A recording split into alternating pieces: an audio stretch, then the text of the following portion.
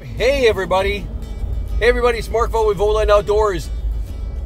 I got a request from a new subscriber. He didn't really understand how the changing of the gap at the rear of the bow affects the elevation, affects the range. So in today's video, we're going to cover what the gap does at the rear of the bow and what it looks like for different distances. Roll 'em!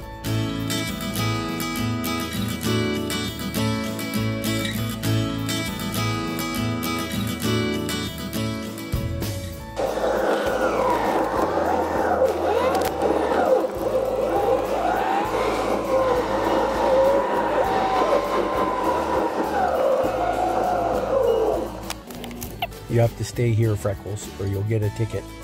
So let's go get set up.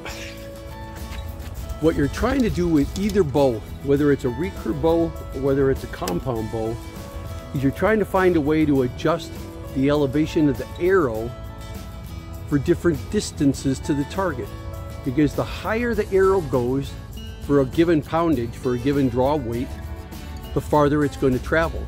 So for targets that are at short distances, the arrow is almost going to be tilted down a little bit. For medium-sized distances, the arrow is going to look like this. For farther distances, it's going to look like this. And for very far distances, it's going to look like this. Now that should make sense to you, that the higher up you point an arrow, if it's always leaving the bow at the same speed, the farther it's going to go. What you need to understand is that there are two different ways you can achieve those elevations. You can achieve it with a compound bow. They pin the rear of the arrow, they pin this nocking point to one fixed position. It's always in the very same spot, and they adjust the front of the bow by moving the front of the bow up, this part. They lift the front of the arrow up for different distances. How do they do that? By looking through different pins. By aiming down through the uppermost pin, you end up tilting the arrow at its lowest possible angle, its shortest possible distance. So this becomes your 10-meter pin. Progressively, if you have 4 pins, as you start to aim, as you bring the back of the bow down and you start aiming through different pins, by the time you end up sighting through the lowest pin, you're actually tilting the arrow up at its highest possible angle in order to get the longest possible distance. So that's one way that you can adjust the elevation of the arrow. You can adjust it by holding the rear fixed and adjusting the front of the bow back and forth, so that when you're shooting through the lowest pin, you get the highest angle. When you're shooting through the highest pin, you're getting the lowest angle. But that's not the only way that you can adjust the elevation of an arrow. You can also hold the front fixed and you can move the rear of the bow back. That's what string walking does.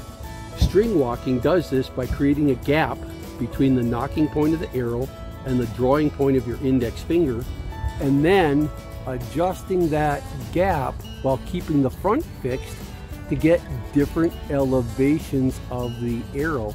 Different elevations means that you get different distances. And this is what it actually looks like. I'm going to pick a point on the horizon, because whether that point is actually very, very close to me at 20 meters or whether it's very far out at 90 meters, it's still 6 feet off the ground. So it's going straight out in a horizontal plane. So I'm going to pin, each time I show you different gaps for different distances, the tip of the arrow is going to be right on the horizon. I'll just be imagining that the target is closer and closer and closer, and let's see what happens. Start with close targets. If the target were at 20 meters, I would need a 3-finger gap. It would look something like this. And if I had a 30-meter target, it would look like this. And if I had a 40-meter target, it would look like this. And if I had a 50-meter target, it would look like this.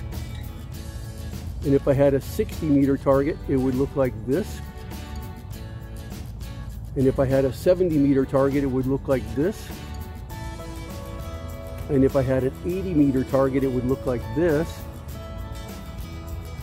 And if I had a 90-meter target, it would look like this. And if I had a 100-meter target, it would look like this. And if I had a 120 meter target, yes guys, it could look like this. Let's replay that.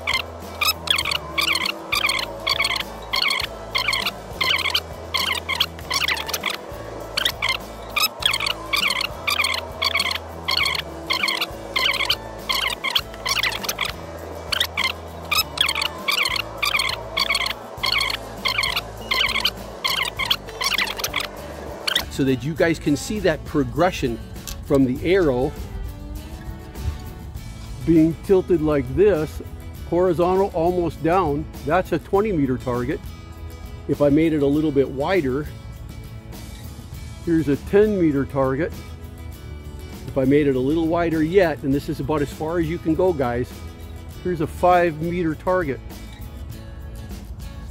Each time the tip of the arrow was at the exact same point on the horizon, and what you saw was that the elevation of the arrow changed from the rear, not from the front. The front was fixed. I didn't raise it, I didn't lower it, it was fixed in place. And what you saw was the elevation of that arrow changing by decreasing or increasing this gap between the nocking point of the arrow and the drawing point of the index finger. The next question with string walking, which adjusts that gap, is what's an intelligent way to determine what that gap is? And I've already done a couple of videos on the VOGTLAND string walking method that simply asks you to remember two numbers.